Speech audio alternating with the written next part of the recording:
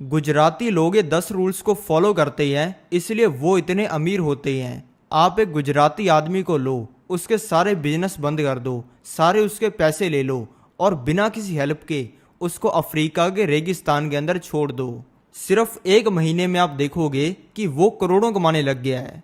गुजराती लोग ना ही अंग्रेजी सीखते हैं, ना ही ज़्यादा पढ़ाई करते हैं और ना ही लाखों रुपए लगाते हैं बिजनेस करने के लिए। लेकिन तब भी गुजराती लोग 0 रुपए के अंदर किसी बिजनेस को शुरू कर लेते हैं और चुटकियों में ही उससे करोड़ों रुपए कमाने लग जाते हैं। दुकानों से लेकर फैक्ट्रीज तक और स्कूल से लेकर स्टार्टअप्स तक गुजराती लोग हर बिजनेस में नंबर 1 है। इंडिया के अरबपति यानी कि बिलियनर्स में से 40% गुजराती हैं। इंडिया के 50% बिजनेस गुजराती करते हैं। 25% लैम्बोर्गिनिया और 30% रोल्स रॉयस गुजराती खरीदते हैं। इस वीडियो में मैं आपको बताने वाला हूं 10 ऐसे रूल्स को जो कि है गुजराती लोगों की सक्सेस का राज। तो चलो शुरू करते हैं इस वीडियो को। गुजराती लोगों का पहला रूल है कि ये सीक्रेट बिजनेस करते हैं, यानी कि उस चीज में भी पैसे कमाने का मौका देख लेते हैं जिसमें कोई इंसान नहीं देख पाता। आप एक बिजनेस को लो और उस बिजनेस के बारे में एक नॉर्मल इंसान से पूछो कि भाई इससे कितनी कमाई हो सकती है। उस इंसान के सपने में भी कमाई के नाम पर 50 का नोट आएगा। लेकिन अगर आपने उसी बिजनेस के बारे में एक गुजराती आदमी से पूछा तो वो इंसान उसी बिजनेस में एक छोटी सी चीज ढूंढ लेगा जिससे बहुत ज्यादा कमाई हो सकती है और फिर आपको कहेगा कि भैया जी इससे तो करोड़ों की कमाई कर सकते हैं। गुजरात को छोड़ के बाकी सभी स्टेट्स के लोग, भले वो पंजाबी हों या फिर हरियाणवी हों, ये वो बिजनेस करते हैं जिसमें ऑलरेडी बहुत सारे लोग होते हैं कंपटीशन में। जैसे कि गाड़ियां खरीदकर उनको टैक्सी में लगा दिया, इलेक्ट्रॉनिक्स की दुकान खोल ली, कपड़े की दुकान खोल ली। लेकिन गुजराती लोग ऐसी जगह में बिजनेस करते हैं जिसमें कंपटीशन के नाम पर कोई नहीं होता। जिस काम में परिंदा तो क्या ही पर मारेगा, कुत्ता भी पूछ नहीं मारता। गुजराती लोग ऐसे बिजनेसेस ढूंढते कैसे हैं ये वीडियो में आगे जानेंगे।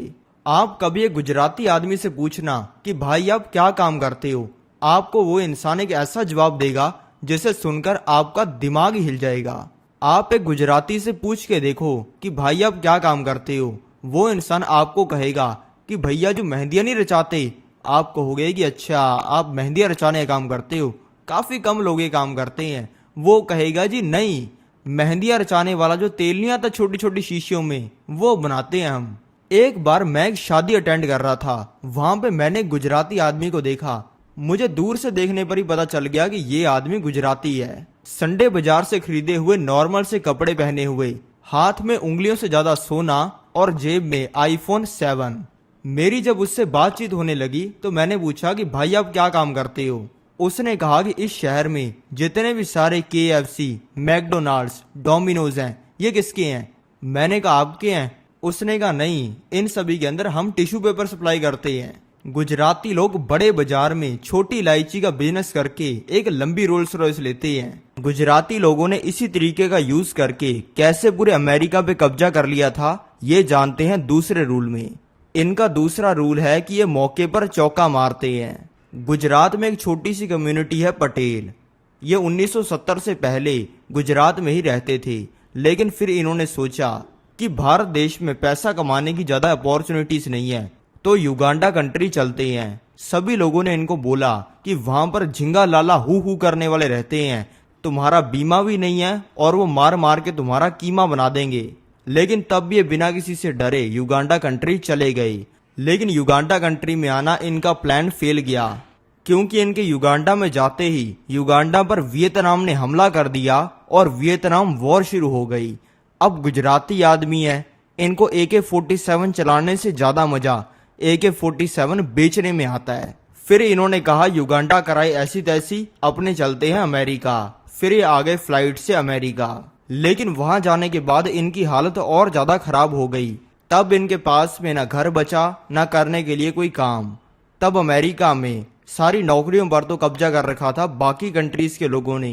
कोरियन लोग ग्रोसरी का काम करते थे, चाइनीज लोग लॉन्ड्री का काम करते थे, पाकिस्तानी लोग टैक्सियां चलाते थे और ये किसी और कम्युनिटी को अपने काम में घुसने भी नहीं देते थे, क्योंकि इन्होंने यूनियन बना रखी थी।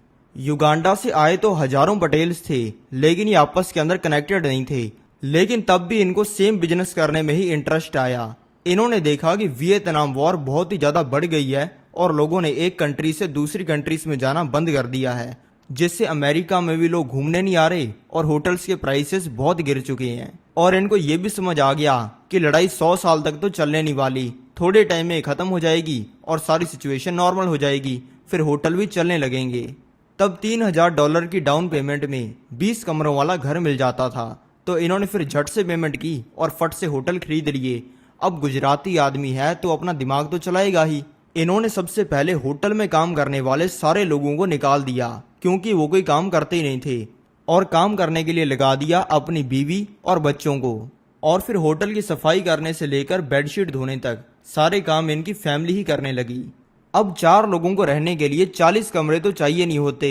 इन्होंने होटल के ही 3-4 कमरों के अंदर रहना शुरू कर दिया, जिससे ये जो घर का किराया देने वाले थे वो बच गया। वर्कर्स को इन्होंने पहले निकाल दिया था, जिससे ये जो सैलरी देने वाले थे वो बच गई।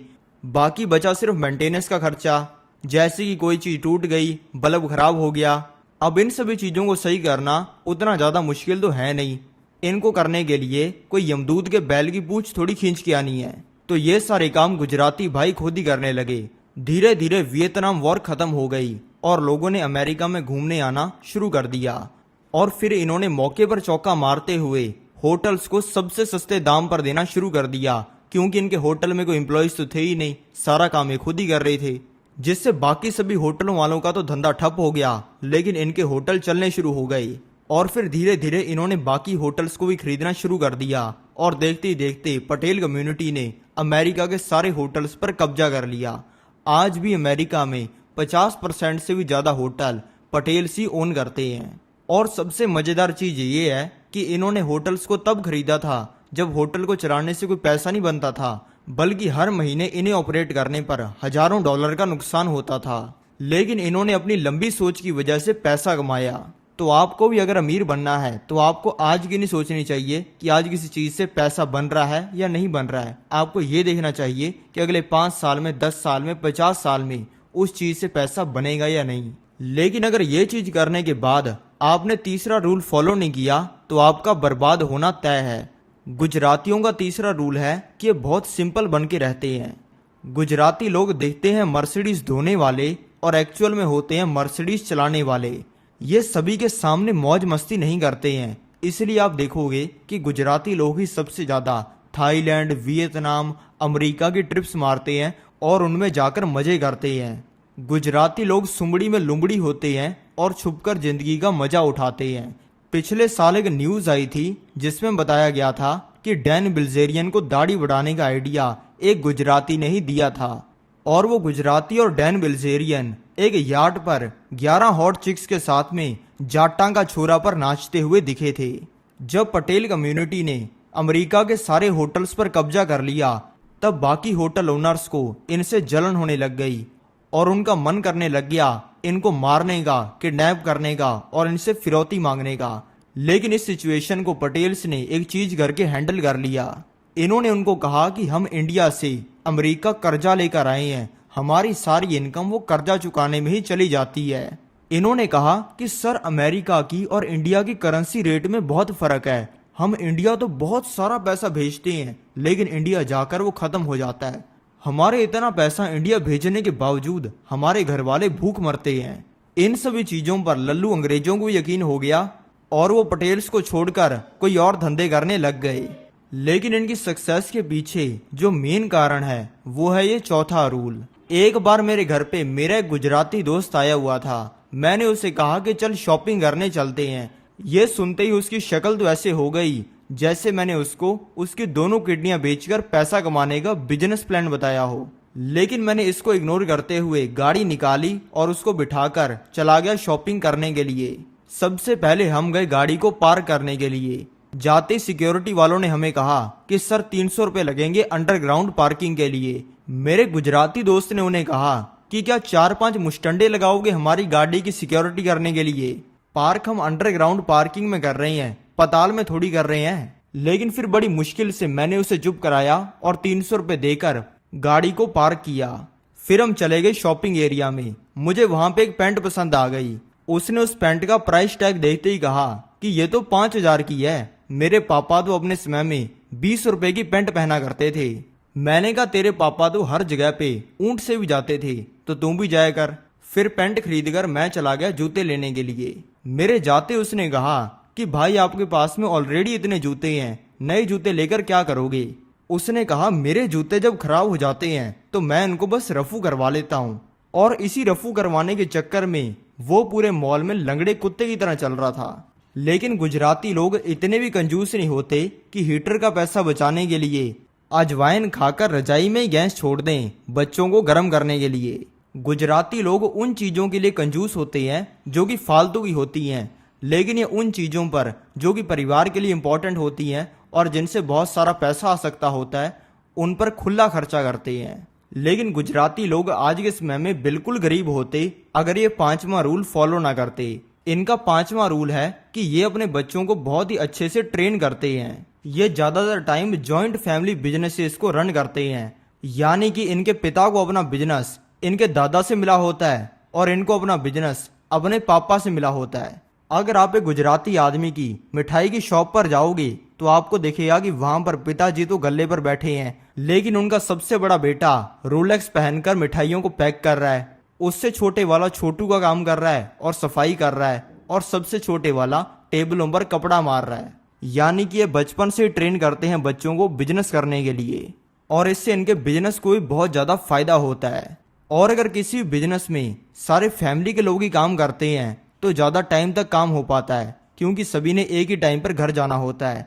कोई भी सैलरी नहीं देनी पड़ती क्योंकि सभी घर के ही लोग हैं, और क्वालिटी भी पूरी मेंटेन रहती है क्योंकि बिजनेस में सभी लोग एज अ ओनर ही काम करते हैं। और ये अपने बच्चों को बचपन से ही करोड़पति बनने के लिए वो लेसन सिखाते हैं जो कि सबसे ज्यादा जरूरी होते हैं। हर महीने जब गुजराती अपने गले से निकालकर पैसा अपने घर पे लेके आते हैं तब इनके बच्चे इनसे पैसे मांगने लग जाते हैं।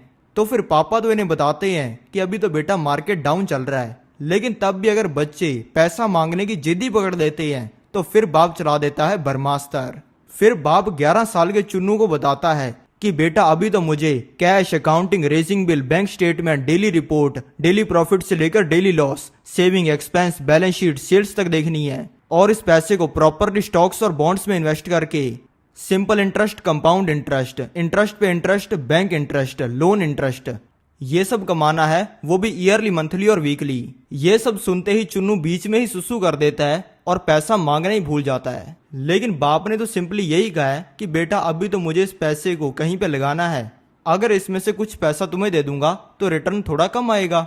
लेकिन ये सुनते ही चुन्नू की अगर हालत खराब हो गई तो उसमें बाप की क्या गलती है। ये सिंगापुर में जाकर मस्ती करने की बातों को छोड़कर सारी बातें बच्चों के सामने बैठकर ही करते हैं, भले वो पैसों की हों या फिर धंधे की।